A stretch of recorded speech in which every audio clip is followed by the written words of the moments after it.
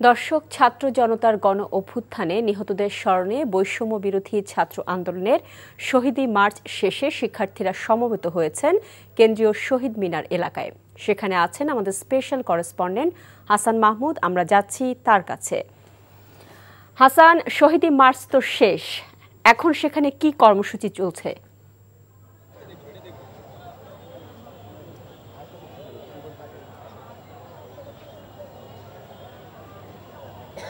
আসলে শহীদি মার্চের সমাপ্তি হয়েছে এই কেন্দ্রীয় শহীদ মিনারে, যে কেন্দ্রীয় শহীদ মিনার থেকে এক দফা দাবি ঘোষিত হয়েছিল আগস্ট গেল মাসে, অর্থাৎ আগস্টের শেষের দিকে 30 তারিখে।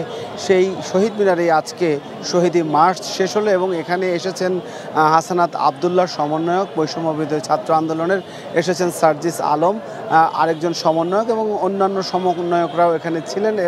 তারা এখানে এসে এই কেন্দ্রীয় শহীদ মিনারে অল্প কিছুক্ষণ তারা জনতার উদ্দেশ্যে বা এখানে যে শিক্ষার্থীরা ছিল তাদের উদ্দেশ্যে অল্প কয়েকটি কথা বলেন। সেই কথাগুলোর মূল বার্তা হচ্ছে যে শহীদদের রক্তের বিনিময়ে আজকে এই 5ই আগস্টের মাস পূর্তি হলো, সেই শহীদদের প্রতি বিনম্র শ্রদ্ধা জানাতেই তারা এই শহীদি মার্চ করেছে এবং সেই শহীদি মার্চের মধ্য দিয়ে শহীদ পরিবারের পাশে দাঁড়ানোর জন্য সবাইকে আহ্বান জানিয়েছেন এবং যারা এখনও আহত অবস্থায় হাসপাতালে কাতরাচ্ছে তাদেরকে সহযোগিতা করার আহ্বান জানিয়েছেন, যেই অবস্থান থেকে পারে সেই অবস্থান থেকে। এবং তারা বলেছেন যে বৈষম্যের বিরুদ্ধে তাদের যে অবস্থান, আগামীর বাংলাদেশে সেই বৈষম্য দূর করতে তারা বদ্ধপরিকর।